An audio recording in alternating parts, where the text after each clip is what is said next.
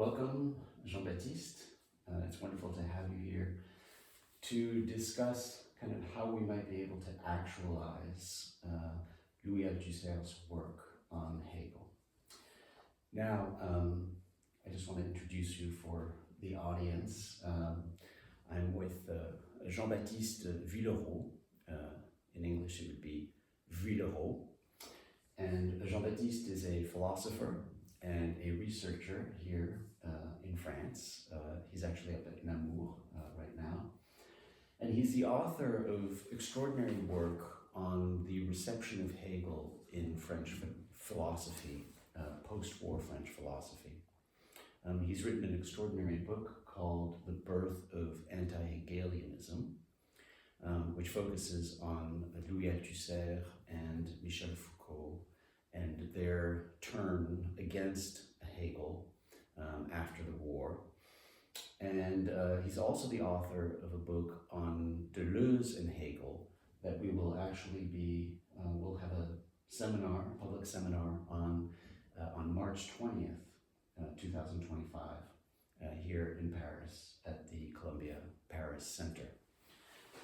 So Jean-Baptiste has really done what I think is the most interesting and deep work on the reception of Hegel in French philosophy after World War II. And we're here to talk about the portion of it that deals with Louis Althusser's work. Now, what we thought we would do is that I would start by presenting a proposal, and then Jean-Baptiste will react, and then we'll have a conversation. And the proposal would go something like this. Essentially, I would argue that throughout his deeply problematic and difficult life, Louis Althusser really focused on one philosophical problematic. And that philosophical problematic was how to provide a philosophical foundation to the left. For Althusser, the left was Marxism. But I think we can speak more generally about the idea of how to enrich philosophically the practices of the left. And I would argue that that was really his lifelong quest. And as you show in your book, in the earlier parts of his intellectual journey, he offered a range of different answers to that question. In fact, I trace about 5 different answers, and I think that your book really does a marvelous job of presenting, I think, the first 4, which was basically starting in 1946 with his first article about the International of Good Intentions, which was where he was trying to blend Christianity, Catholicism with Marxism. And so a first attempt which was geared mostly, I think, towards incorporating Christian thought. A second attempt the year after with his basically the equivalent of a master's thesis, his G.W.F. And there he was really trying to bring Hegel heart and center into the conversation and Hegel's relationship with Marx and the back and forth. And there he developed a Hegelian interpretation of Marx where there's a back and forth. Ultimately, Marx overcomes Hegel, but Hegel plays a central role in the philosophical foundation. Of course, 1950, where he makes a great break with Hegel in the return to Hegel, where he really kind of, it's a violent text that ruptures with the tradition of French philosophy at the time, which had become Hegelian, and tries to evacuate Hegel. And then, of course, the most famous work for which he's known in the mid-1960s, where he writes in a book like For Marx, or Reading Capital, where he tries to essentially develop again, evacuating Hegel completely, where he tries to looks in Marx himself for the philosophical foundation. And then the fifth stage, possibly, I mean, where, these are grosso modo, a fifth stage in about 1968-69, where he turns to Lenin to enrich the philosophical basis of the left. Now, and so this is a text, Lenin and Philosophy, also a year later in 69, a short text about Lenin in front of Hegel, where essentially what he tries to develop there, I would say, is what he calls a new philosophical practice. Now, I think that it's that new philosophical practice in 68, 69 that is actually the most promising intervention of his for our purposes today. I mean, I would argue that that is where we can possibly find something that would enrich the left, and it's that idea of a new philosophical practice.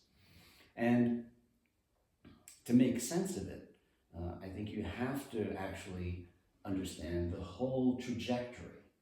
In a way, evacuating Hegel is what made it possible for him to develop that new idea of a new philosophical practice. And so you can't have the idea from 1968-69 without all of the anticipatory work that eventually gets Hegel out of the picture, off the stage. And I would say very quickly what he has in mind by that idea of a new philosophical practice is that he believed, and this is something he develops in 1965, well, in the early 1960s, he believed that Marx gave birth to a new science. We can talk about that, the science of history, that it was one of the only three new sciences developed during mankind, in a way. Mathematics in the ancient Greeks, physics with Galileo, but then history with Marx. We could disagree about that, but at least that's the way he presents it. And the way he presents it is that philosophy always comes later. And in that sense, actually, that's very Hegelian. I mean, it's kind of the owl of Minerva, right? The idea is that the science of mathematics gave birth to Platonic philosophy, the science of Galileo gave birth to Descartes and Kant, and the science of history will give birth to a philosophy, which he intimates in the 11th thesis on Feuerbach, that it's a philosophy of action rather than a philosophy of interpretation,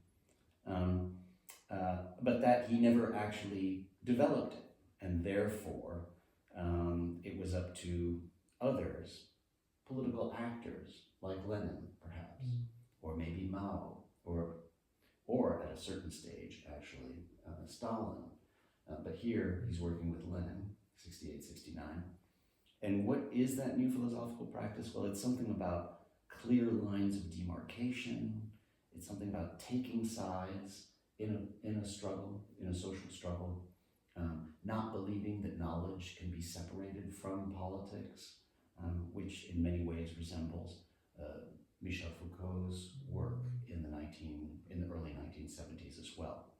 I think that model of an engaged, taking sides, clear demarcations approach to philosophy is what he thinks needs to enrich leftist thought. And it has a lot of implications. I mean, it means that a philosopher thinks with political actors, and hand in hand is not the avant-garde, but someone working with political actors. That you have to not focus on abstractions, but be very concrete. You don't build systems the way that Hegel builds systems. Instead, you take sides. You look forward. You don't look back. In a way, the left looks forward rather than looking back at other systems, Hegel, Kant, Fichte, whatever. So it gives you a certain model of a forward-looking, working with political actors, taking positions, clear demarcations, that I think we might be able to actually see or think about in the context of someone today like Zoran Mamdani, who just won the elections for mayor in New York, right? How can we think with Zoran Mamdani and kind of enrich in a way the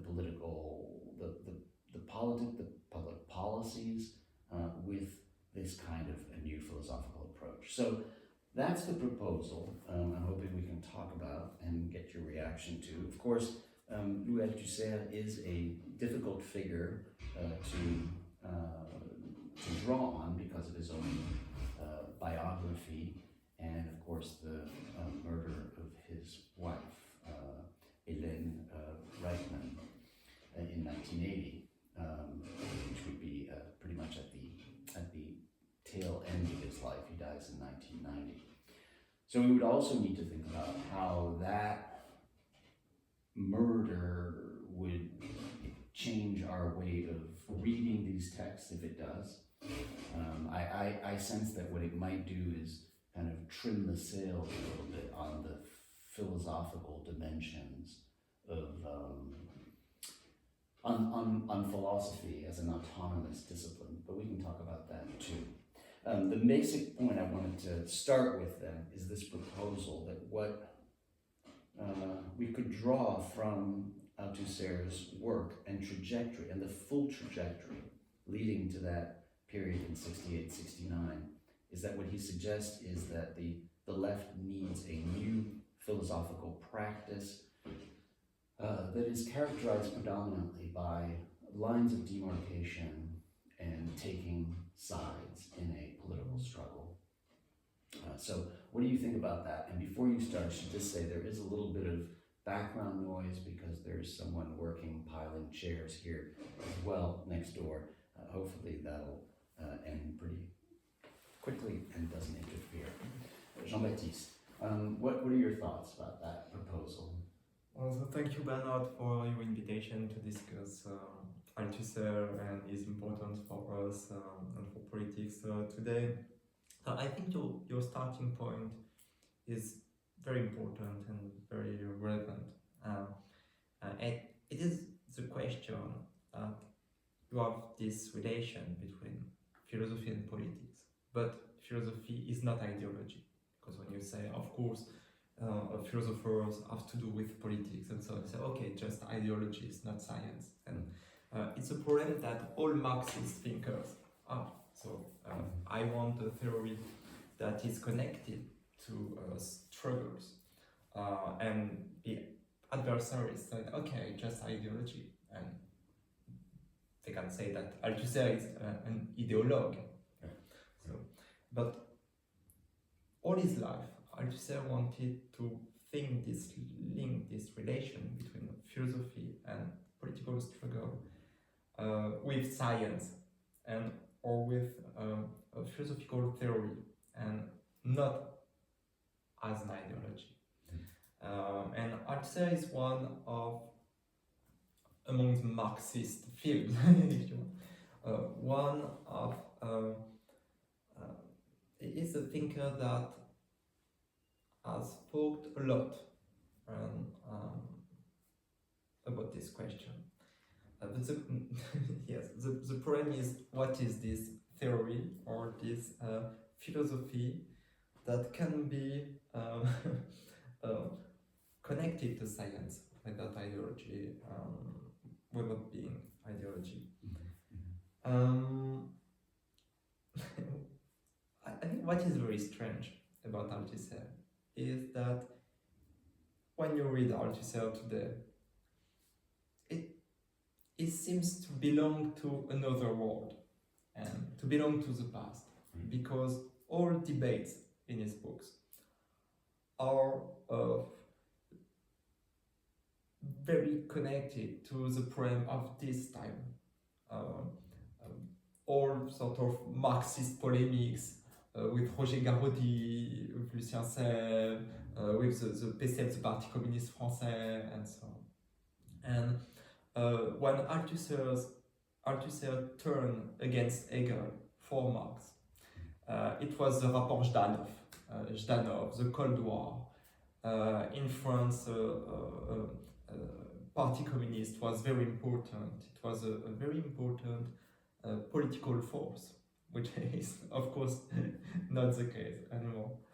And so when you read Althusser today, you can say, okay, I don't see how he can discuss our world and our present.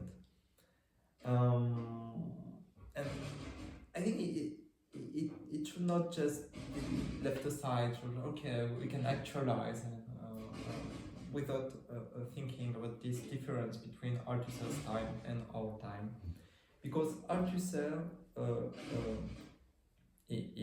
his most famous work in the 1960s, it's a time of, like he said in the 1970s, 10 years after, it's a crisis of Marxism.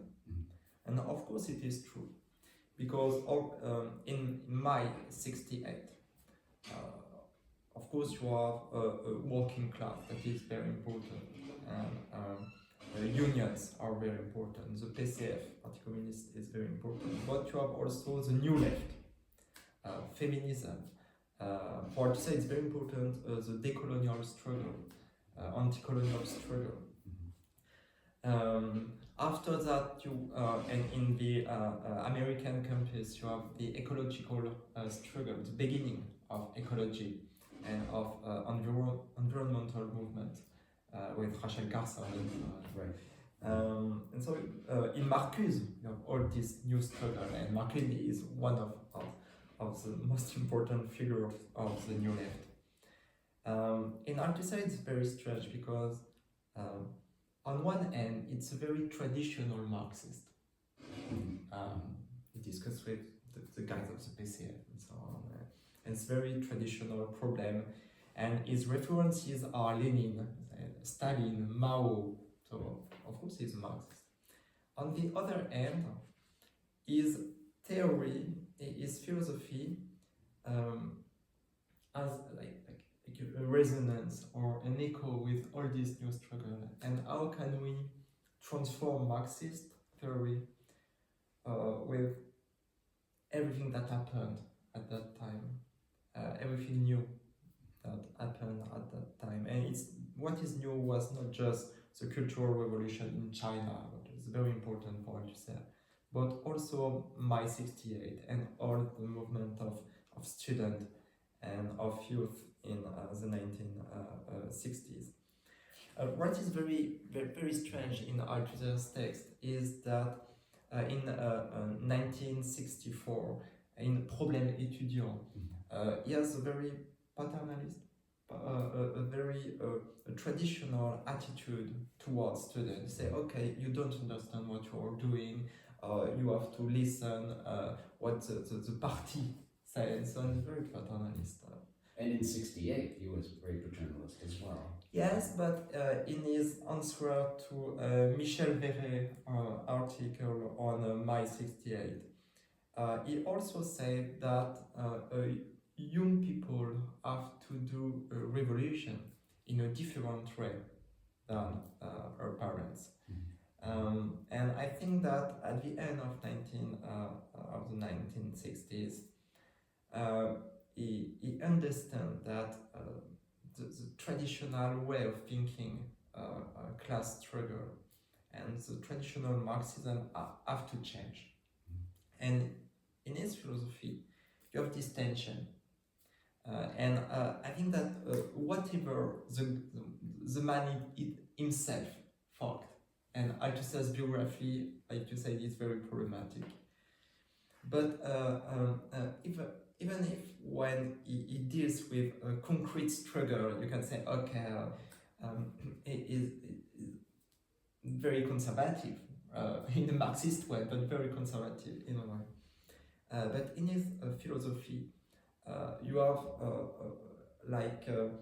a crystallization of the new struggles of that time. And I think that his philosophy can help us to understand what has changed in the left or in Marxism. In the left, at this turning point of our history, of our recent history, the 1960s, 1970s. So where do you see that crystallization in his work of the changing circumstances of the left at that period? 1968, post 1968, where the Parti communiste français is kind of falling off of the picture, and we have so many more other struggles going on: feminist, gender, post-colonial, ecological, etc. Where do you see that crystallize in his work? I think it's precisely in Pour Marx.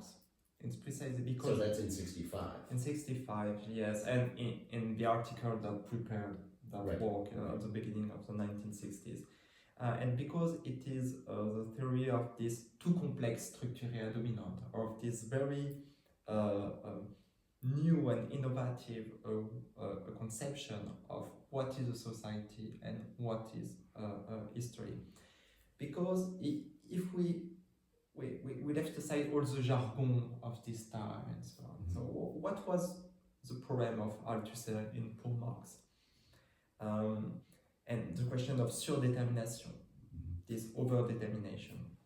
What does it mean at the end? It means that, of course, our problem is capitalism and this contradiction between labor and capital, or work and capital. The main contradiction. Okay, we are Marxists, we all believe in that, and we think that the problem of our time is capitalism. It is the mode of production. Okay, but if we just see what happened in the society, what is happening in the political struggle, you have other struggle. You have feminism. You have post-colonial or decolonial struggle of decolonization. And of course you can say it's imperialism, so it's capitalism. You can say, okay, thanks to the theory of reproduction, feminist problems are classic or traditional Marxist problem. But what Althusser wanted to think is that in this new struggle, in these new issues of the social field, the classic Marxist problem never appears itself.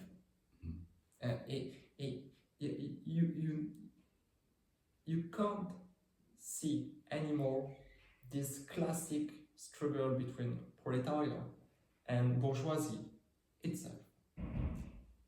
Okay, it's overdetermined. You have other issues in the social field. And when you have this problem, you have two or three possibilities. You have the classic Marxist attitude would say, okay, these are traditional problems, but you don't see that. I will show you that in fact it's the same. And in a way, some materialist and feminist thinkers could say that, thinking in Federici or Maria Rosa Dalla Costa, Selma James. They say, okay, it's just a problem of labor force, and but labor is not just in factory, it's at home. Okay, so we can say that. You can say, okay, this has nothing to do with Marxist problem and economical problem.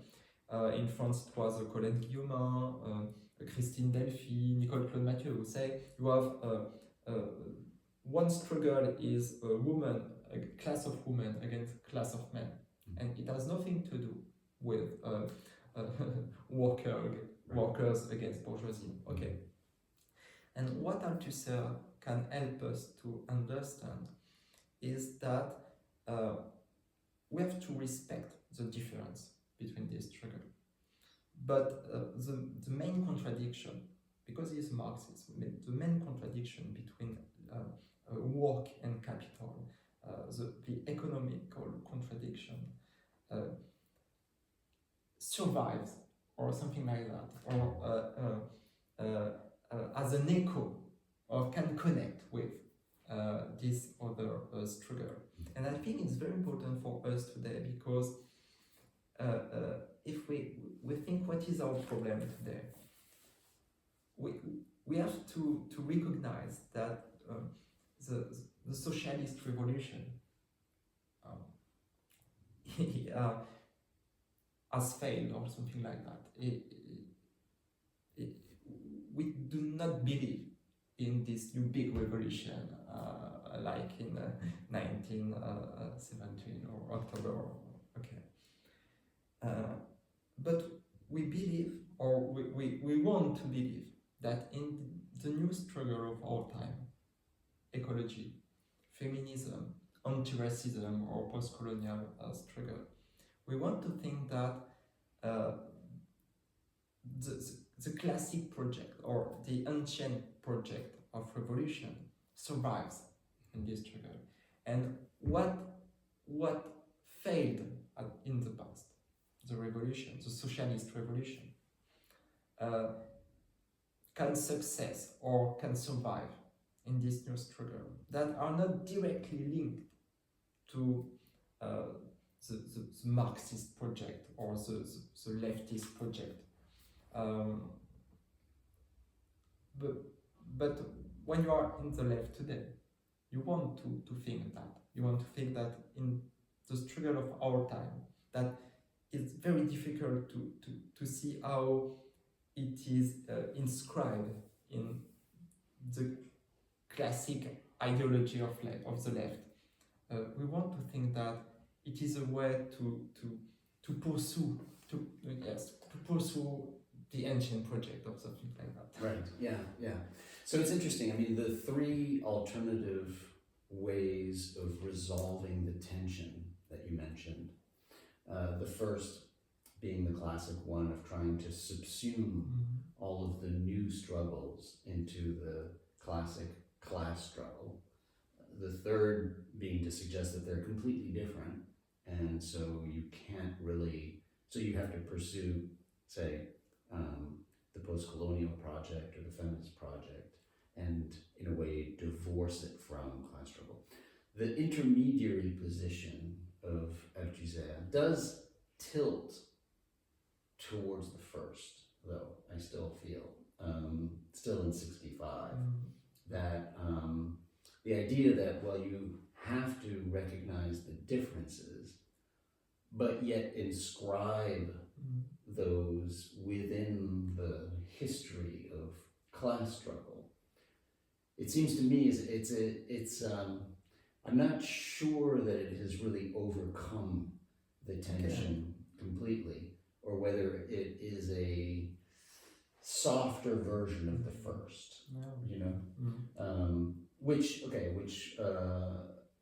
And one question is whether that's right. Another would be whether there was work afterwards that was better able to negotiate the relationship between these different struggles, either with Althusser or someone else, right? Of course, when you read Althusser, you say, okay, like I said, he is a traditional Marxist, okay. But in a way, it's very important to be to have this perspective also. If we look at the ecological crisis today, so you can say, of course, it's a problem of the category of modernity and so on. It's because we are naturalists with Descola, Latour. But at the end, we have to say, okay, it's a problem of capitalism and mode of production. It's a problem of the production, of how we transform nature in the production. And it's very important to have this importance in Althusser's philosophy, but in other Marxist thinkers, to have this reminder for saying that it's not the classic class struggle, but it's a problem of production and it's a problem of capitalism. It doesn't mean that you don't have other issues in the ecological crisis. Of course, we have problem with our representation of nature in science, in ideology, and Althusser thinks that ideology is like a way of life. In his text on the Cultural Revolution in 1967, he said that ideology is not just ideas. Ideology is practices and ideas and representation. It's the way we are living our life. And of course, in ecological crisis, it's not just a problem of production. It's a problem that is connected to all dimensions and aspects of our life. But we have to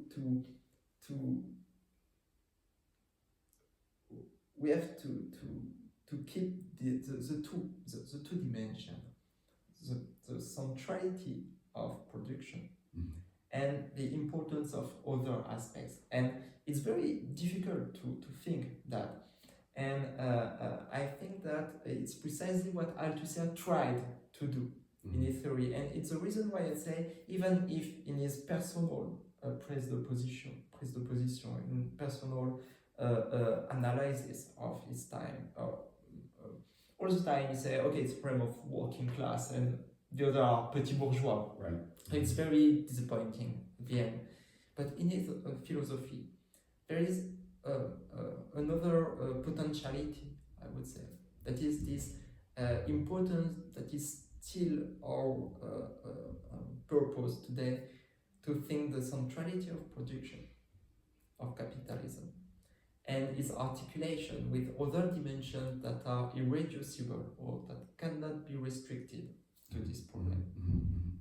Okay, great. So the counter proposal here, I think that you're suggesting, is that there's actually, it's not just a question of this new philosophical practice, but that within it there is a substantive philosophical intervention about how to resolve at the time, political tension between the different movements that are emerging, the different movements for emancipation and for ecological well-being that are emerging at the time, how to reconcile those, and that there is that Althusser is offering a kind of a philosophical intervention that could be of use today about the centrality of production, reproduction, of course, but production and to think through all of those different struggles. Let me ask two questions. So one of them, just to tie it back to the kind of anti-Hegelianism that you wrote about, and that is in a way the theme of the seminars. How does that tie to Marx's relationship to Hegel, for instance? So what would be the connection to the question of Hegelianism and anti-Hegelianism? And then the other question is, I know you've done a lot of work recently on Simone de Beauvoir, and particularly picking up on her use of the Lord and bondsman dialectic.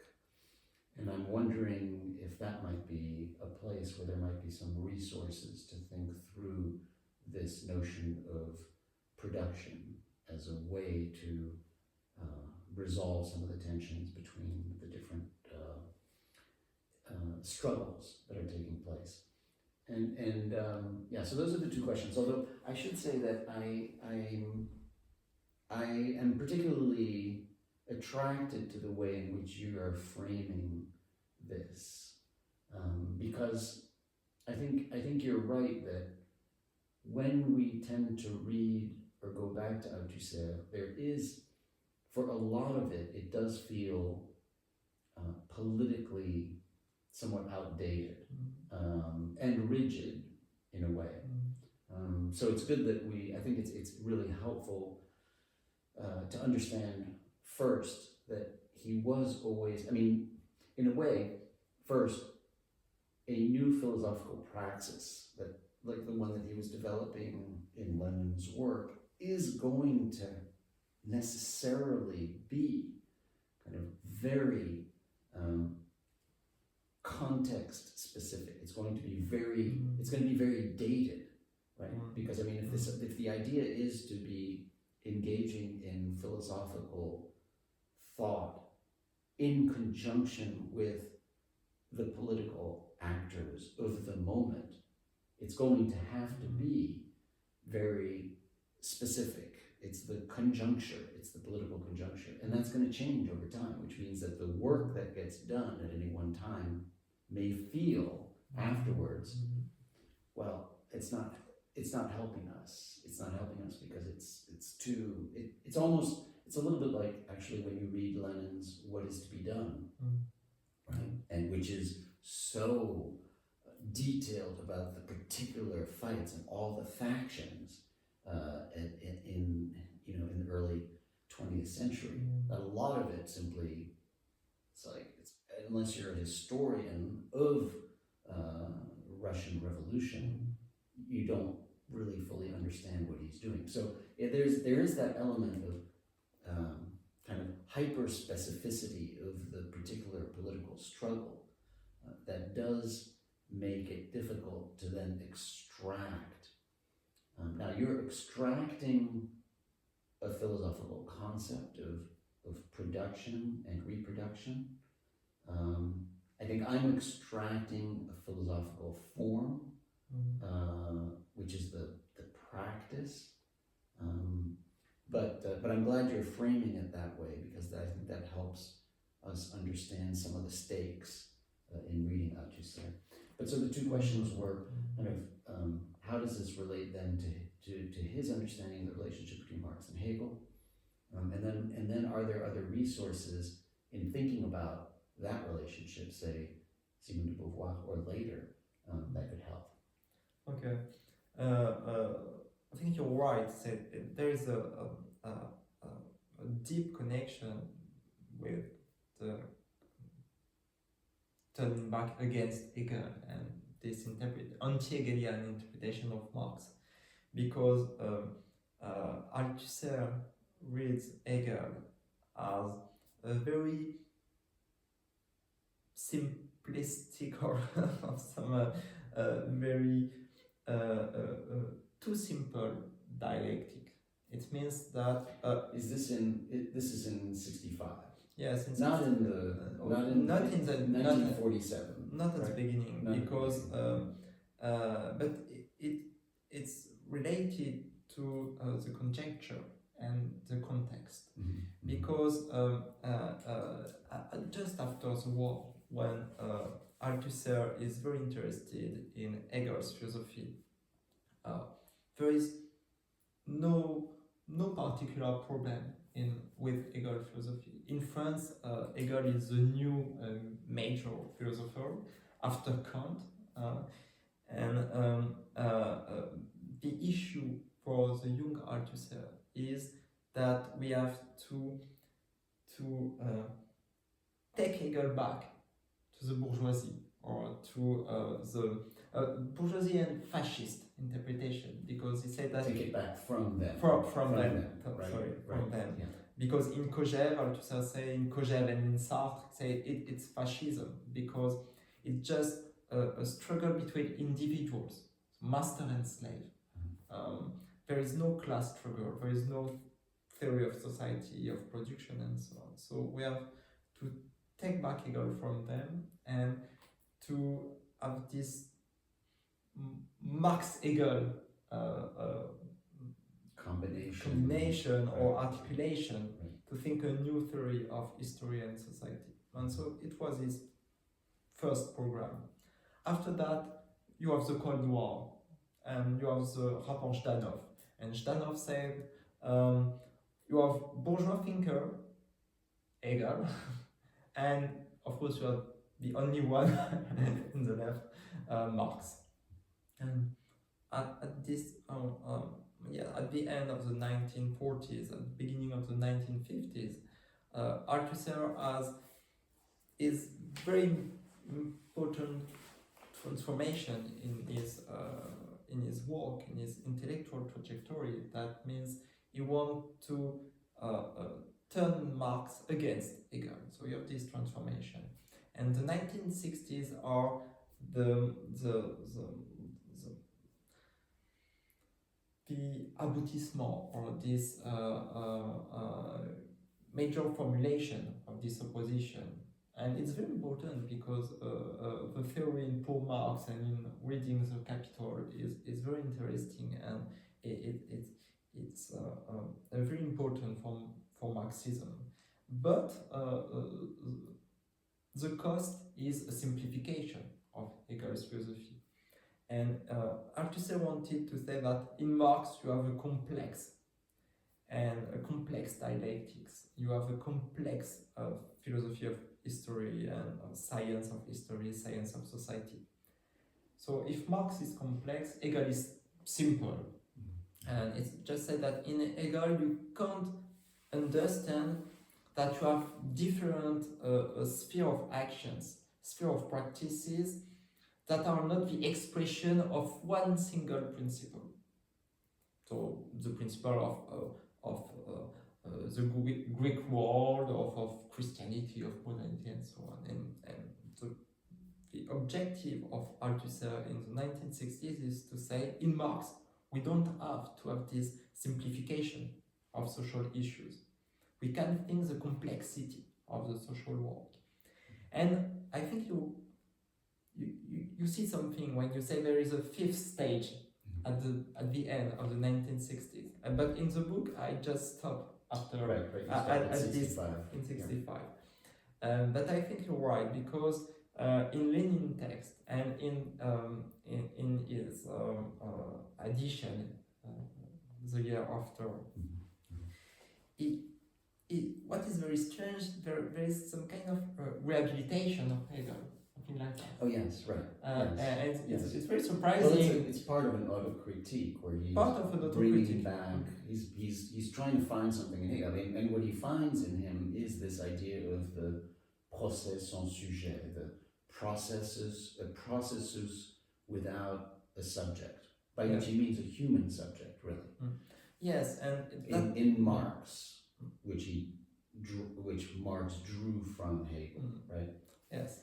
And so it's very new in Marxist theory, because the traditional debate are what is the importance of Hegel's logic in the Grundrisse, or what is the reversal of the dialectics, or essence appearance, and all these very traditional debates. And Althusser said there is something important in Hegel. This is this process without subject, which is not an expression in Hegel itself, so it's very strange. It's not in Marx, not in Hegel, but Hegel is something new.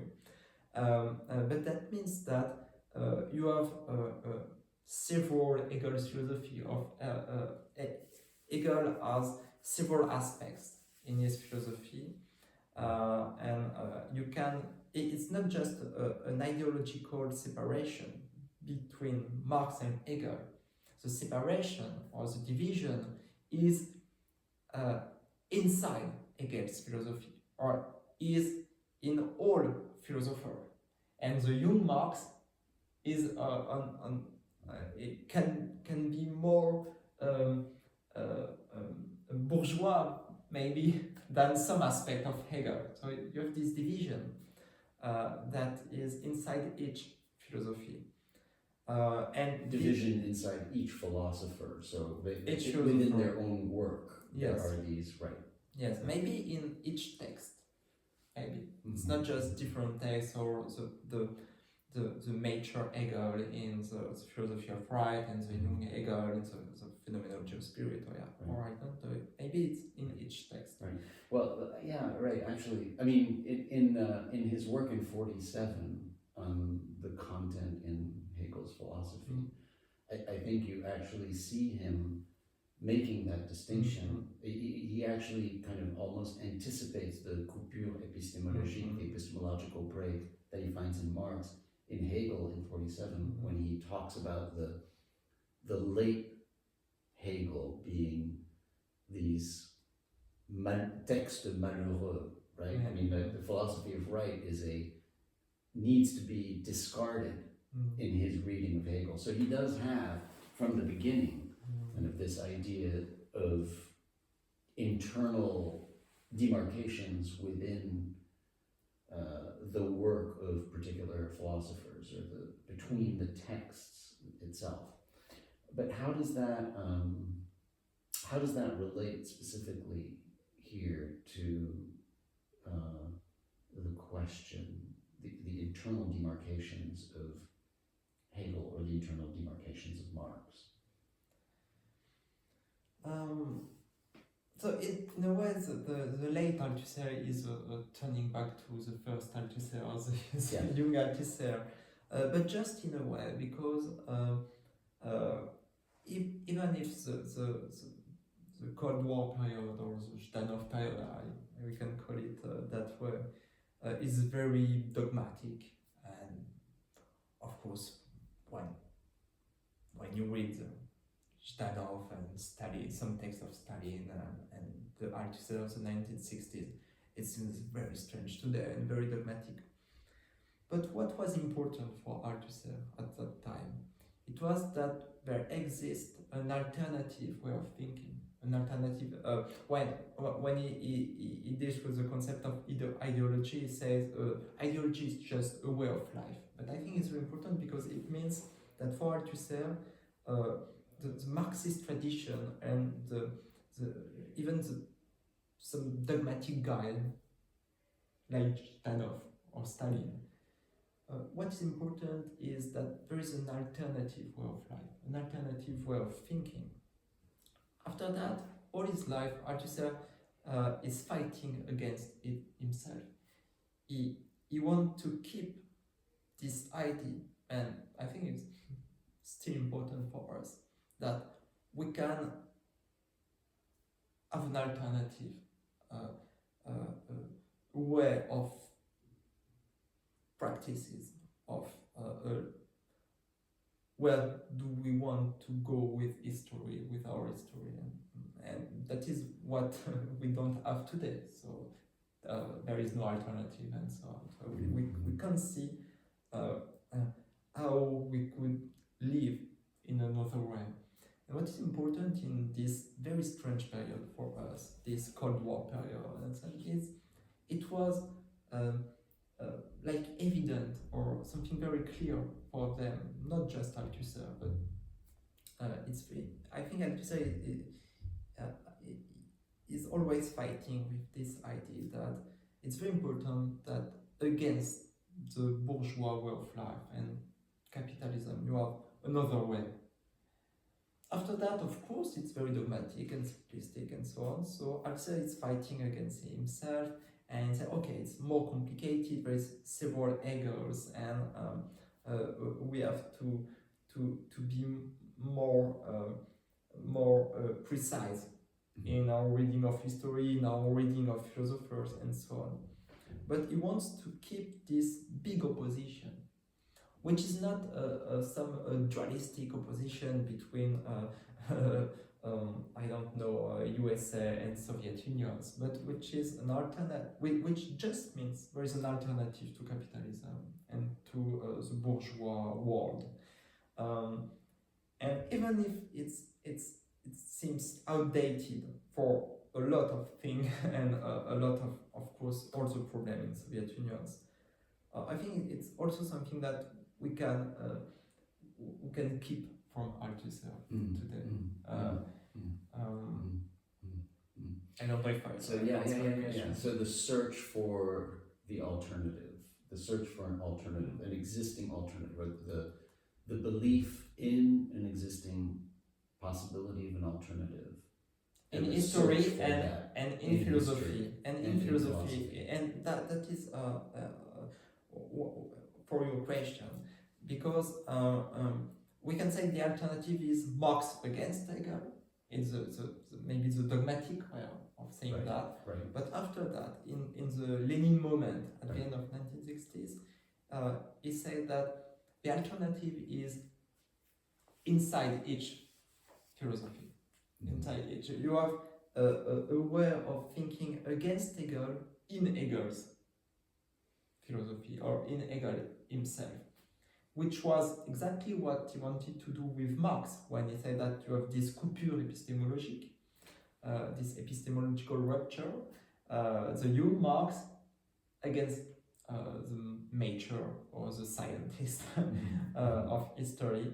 But it was Marx against Hegel and Feuerbach and so on. But at the end of the 1960s, it's more interesting. Yeah.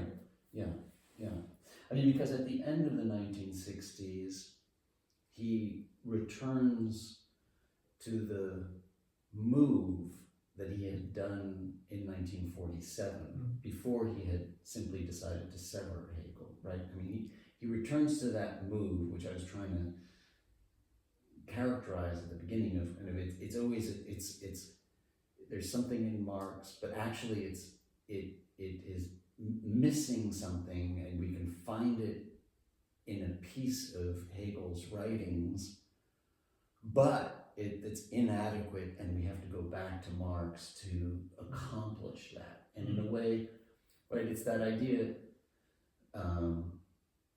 in 47, in the contenu, it's this idea that, you know, Marx had missed something himself that Hegel can provide, which was this idea of the necessity of Hegel's own error, turning to the dialectic as a way, as to Hegel's dialectic, to push forward kind of what was missing in Marx.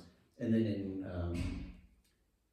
in 68, 69, it is again, there's something missing in Marx that actually Hegel can provide, which is this, or the contribution being this idea of a process without a subject, but that itself then requires pieces of Marx's work to explain what it means, right? Because the process without subject actually becomes a process without a human subject, but it becomes a process of mass movement, or the social movement becomes the process in a way.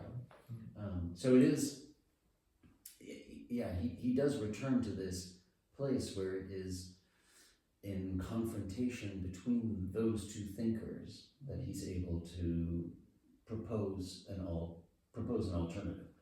Although the alternative he comes up with is not dramatically different, I take it, than a classical Marxist alternative, right?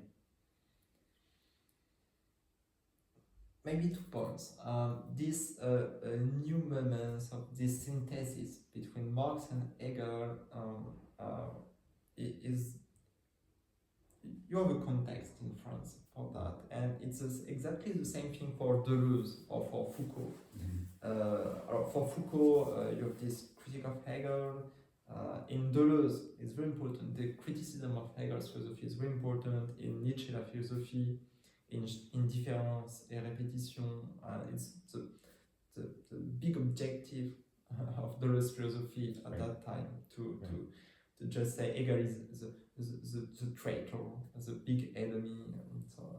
But after May 68, you can find in Deleuze's work some positive references to Hegel. In Foucault, it's just not his problem anymore.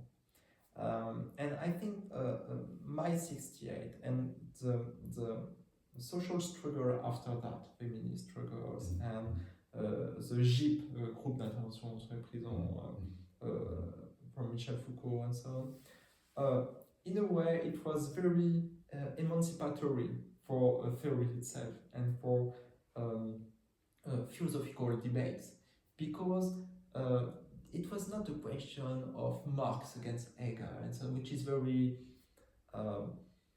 maybe abstract or formal or very universal. conversatory, very intellectual debate. So Althusser, after this moment, very political moment in France, just say, okay, maybe it's not so important to have this debate between Hegel and Marx. We can make use of Hegel in a different way. And Jean-Hippolyte died at that time, and it was not the Hegel debate was maybe just behind them, right. and it was very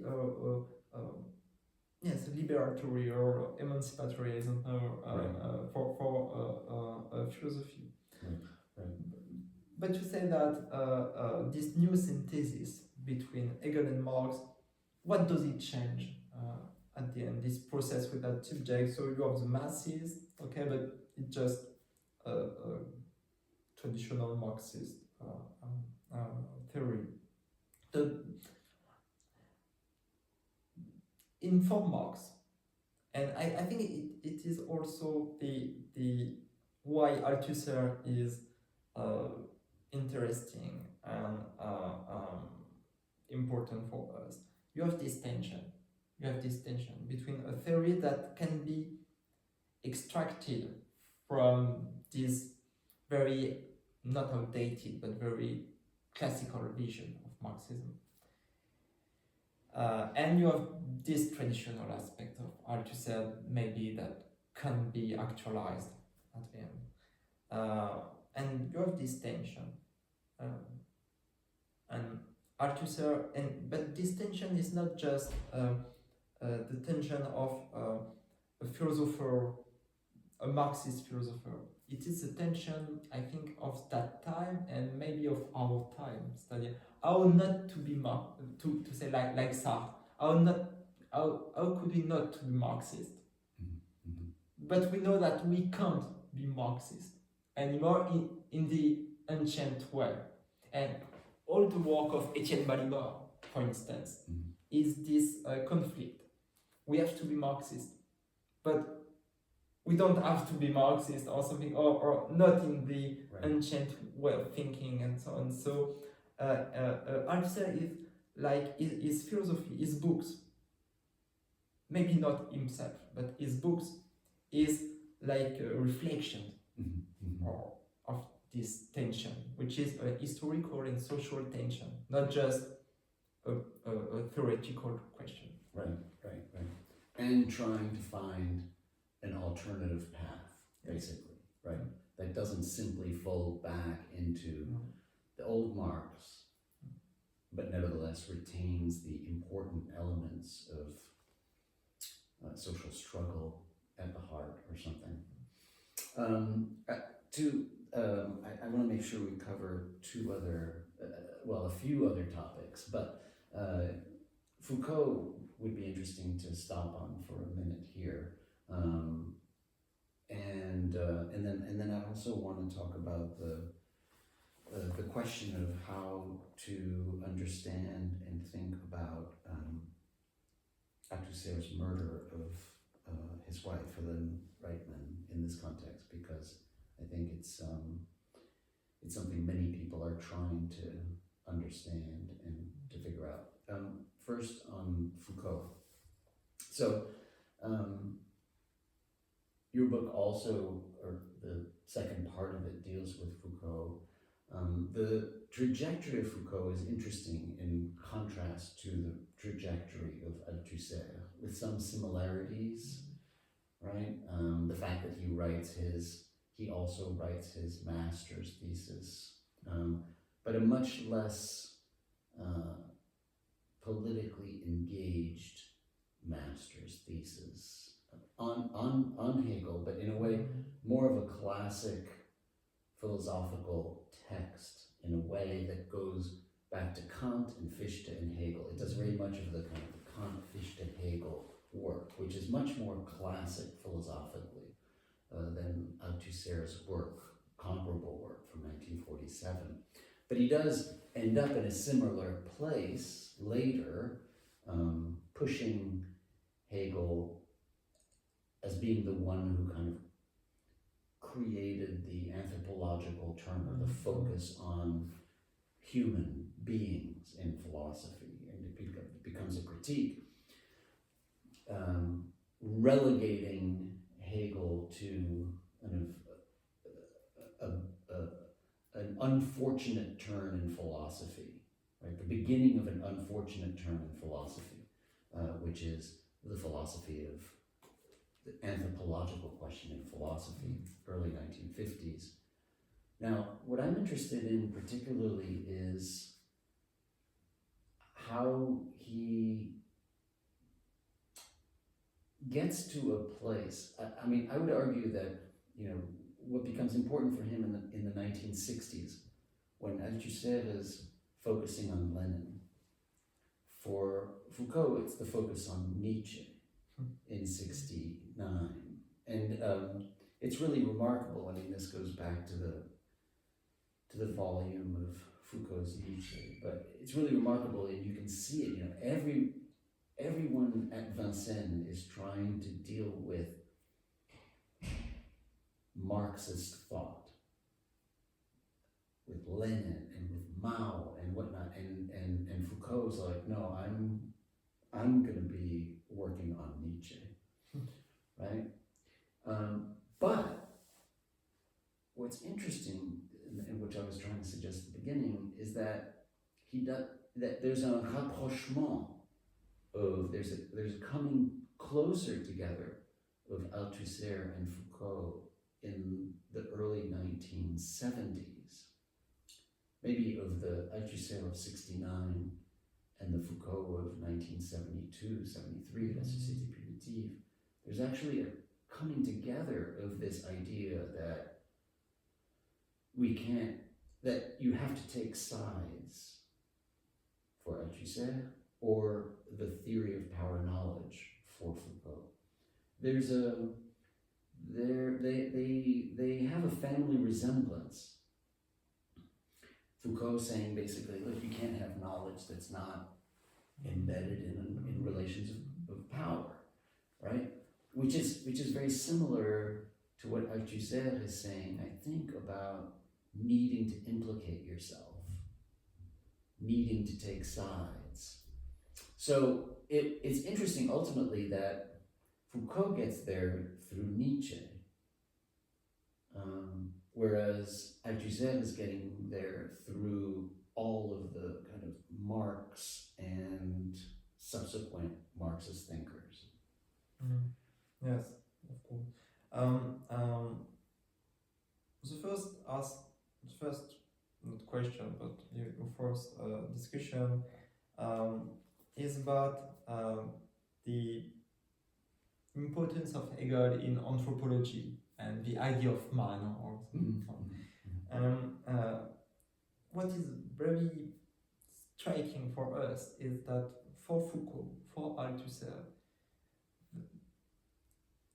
Hegel and Feuerbach, the young Hegelians, or the young Marx, but also like a student of Feuerbach, something like that. This is not the same thing, but if Feuerbach is the starting point of the anthropology of the young Marx, this starting point is already in Hegel's philosophy. And the theory of the dialectic of alienation.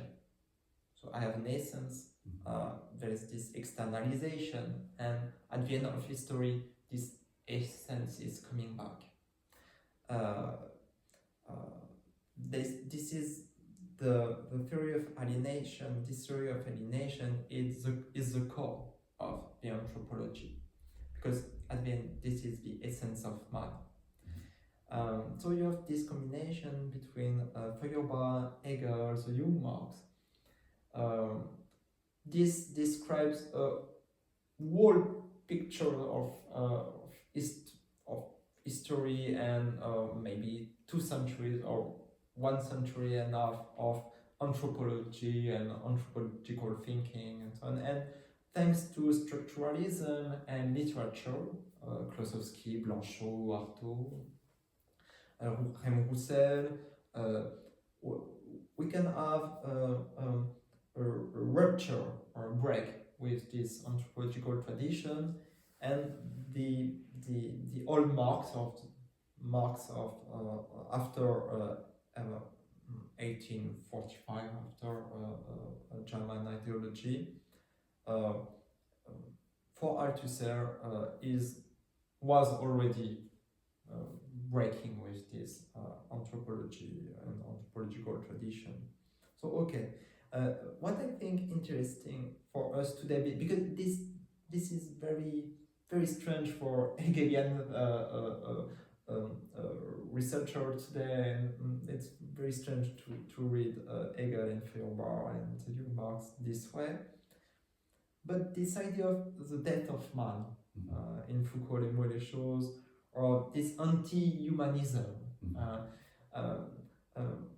On one end, you have this very crazy idea that literature can change our thinking, and maybe we could live in Maurice Blanchot or Georges Bataille's way of thinking, of writing, and so on. I think even Foucault in the 1970s did not believe in this strange dream.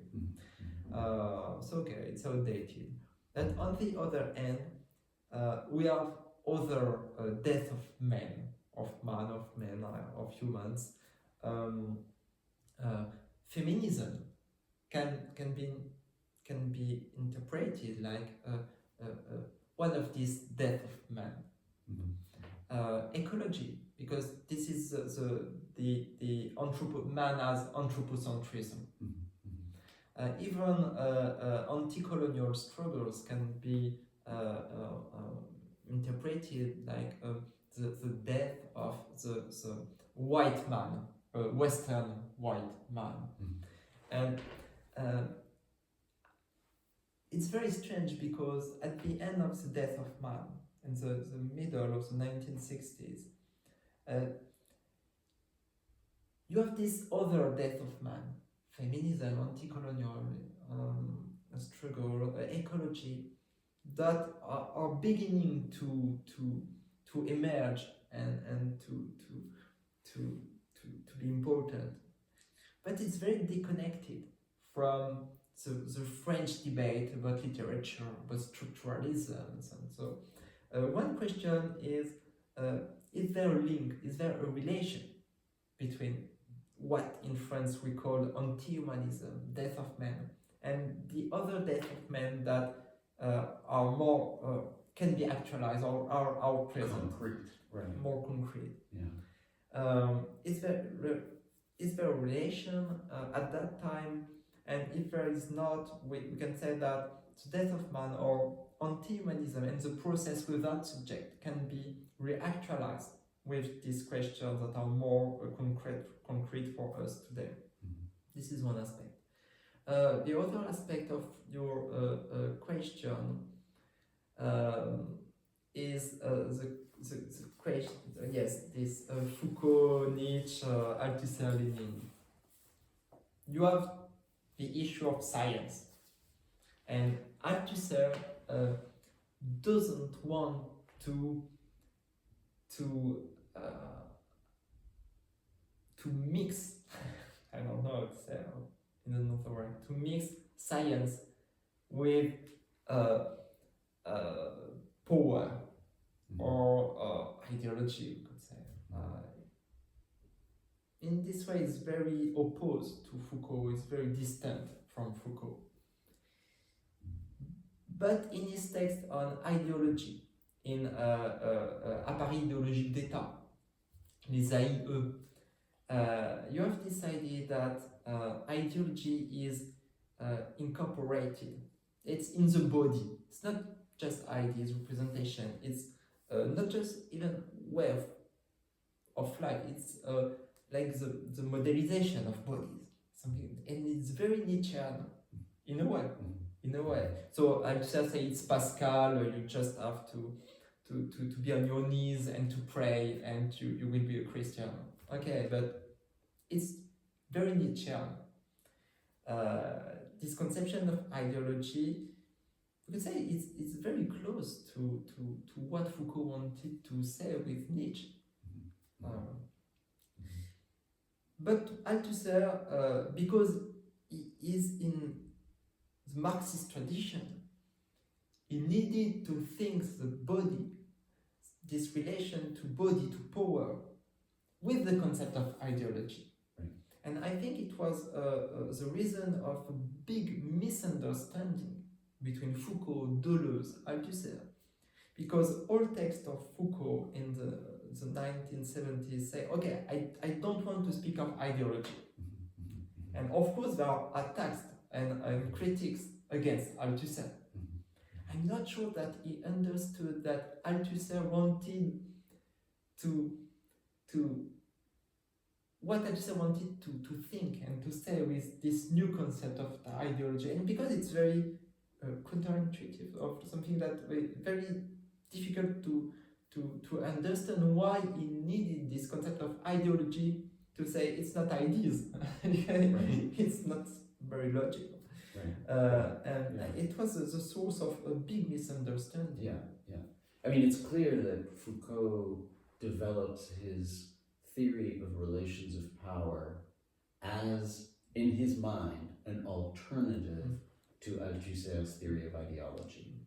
I mean, you can see it right there in Penal Theories and Institutions, where he's actually saying, like, no, it's not ideology, and there's moments where it's clear that he's referencing Althusser and that he develops his theory of knowledge power right there, using, of course, then, I mean, because he's in the middle of, or coming right out of all of his work on Nietzsche. So I think you're right that it was a missed opportunity actually to have a better conversation. But it's interesting the ways in which that missed opportunity was also the product of engaging different philosophical traditions, right? And it could be that it was the product of that, in the sense that those philosophical traditions came with certain luggage and baggage that were at odds with each other. So let's turn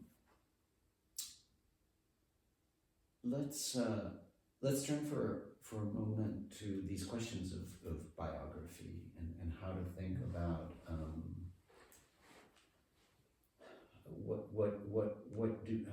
how do we think about the relationship between the biographies and the ideas and the horrible femicide of his wife in 1980, and how that should make us think about how we work with these texts, but also what we draw from the texts, maybe. It's a very difficult question. I'm not sure to have any answer because you have a lot of explanation, which are not explanation, but on a part it is a feminicide or that is tragically common in our society, for sure, in a part. Another explanation would be he's just crazy, he's a crazy guy, so it's not as a woman that Hélène Negociant was murdered, but it was just the one that was in his bed this night, and Althusser was a crazy guy. It was madness that killed Hélène.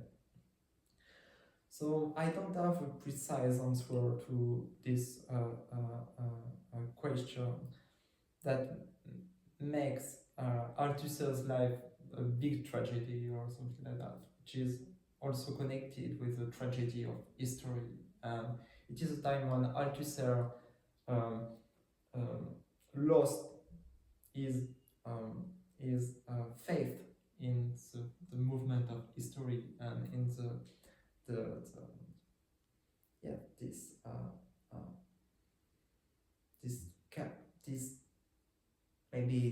this faith in the capacity of communism to happen. short way.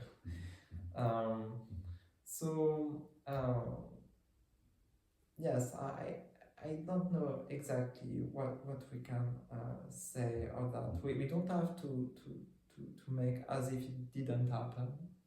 We don't have to reduce Althusser's work to that. I don't know if it's difficult. How do you want to address this question in Althusser? I don't know if you have an idea. Yeah, let me propose something then. First of all, I think it's important, as you suggest, that we be attentive to all of the complex dimensions of this. And so surely it fits within the larger societal problem of femicide and the killing of women. And I think you're right that we also need to be sensitive to the complexities that there were. Althusser struggled with mental disorder throughout his life, or was diagnosed schizophrenic, with schizophrenia early on in the 1940s, had bouts of mental illness when he was already a prisoner of war in Germany, and went through electroshock therapy, institutionalization during his life. So it wasn't as if the issue of madness, which is itself extremely complicated and hard to, I'm not sure I understand the issue of madness at all, but it's not as if it just appears as an excuse at the moment. So it was something that he lived with and against and was dealt with throughout his life. I would suggest maybe that what it does suggest in part is, so his wife Hélène was an integral part of his philosophical journey, right? She was, for instance, you read Etienne Balibar's accounts of the experience.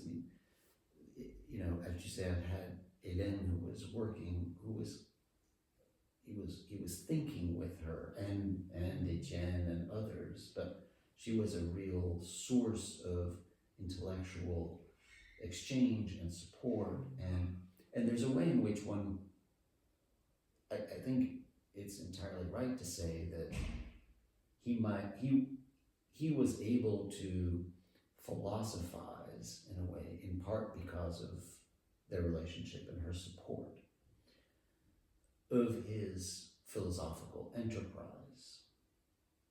And of course they had a very complex relationship. He also was supporting her in trying to rehabilitate her in the 1950s with the Communist Party. She had been excluded from the Communist Party. There were accusations that she had participated in executions of collaborators and whatnot. So it was so he was also supporting her, but she was, throughout the 30-year relationship, an essential form of philosophical and intellectual and emotional support. And so there's a way in which, at least when I think about these questions of a new philosophical practice, for instance, you can't divorce that from her role in that new philosophical practice, or in his philosophical practice. And it makes me think, of course, that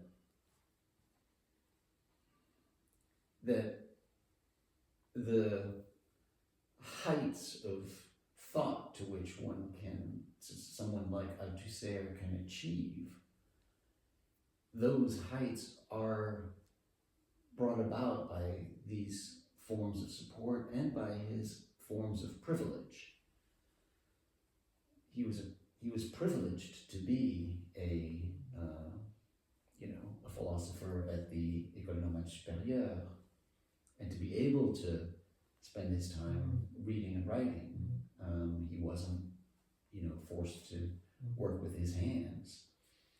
So all those forms of privilege might make us ask questions about the practice of philosophy itself,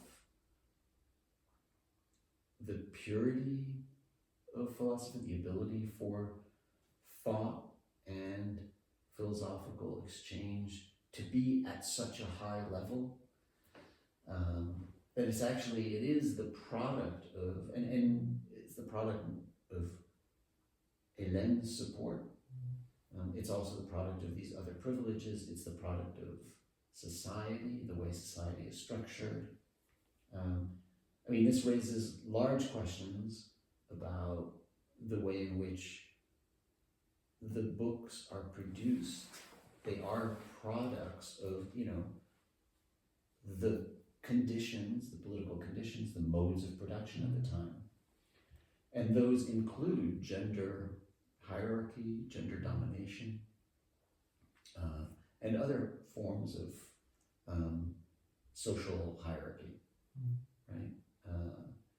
So ultimately, it makes me wonder about whether we need to somehow we need to trim the sails on some of the philosophical product, because it is so determined by social structures, and in this case by gender, power, and hierarchies.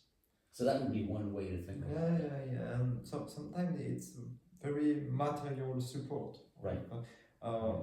Some text of Althusser was tapped by Hélène in the machinery, Typewriter. Typewriter and typewriter. It was the same thing for Adorno and Horkheimer. A lot of Adorno's text was tapped by his wife, Gretel Adorno. And all the discussion that we still have between Horkheimer, Marcus, Adorno, Lowenthal, when they were in the United States, in exile, they discussed. And you have Gretel, which was an intellectual, which was a very intelligent woman. So she didn't speak, but she was just